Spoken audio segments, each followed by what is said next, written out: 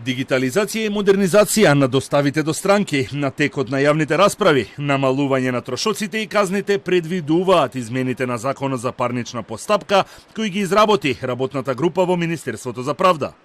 Со измените се предвидува намалување на санкциите во постапката и на вкупните трошоци, со што надлежните сметаат дека сега поголем број на граѓани ќе имаат можност да бараат правдата.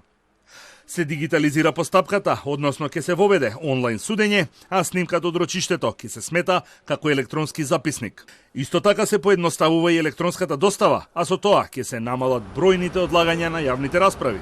Судот може да одлучи рочиштето да се одржи на далечина, односно онлайн, или пак на тој начин да се изведат определени докази. Огромна новина е можноста која се отвара да се одржуваат јавни расправи по електронски пат, нормално по оценка на судот, а во случај на постоење на опасност од одлагање или кога постојат правни или стварни пречки. Она што ги засега граѓаните најмногу е дефинирањето на временската рамка на постапката, која ќе зависи од комплексноста на предметот. А рочиштата ќе може да се закажат најмногу до 45 дена од последната расправа.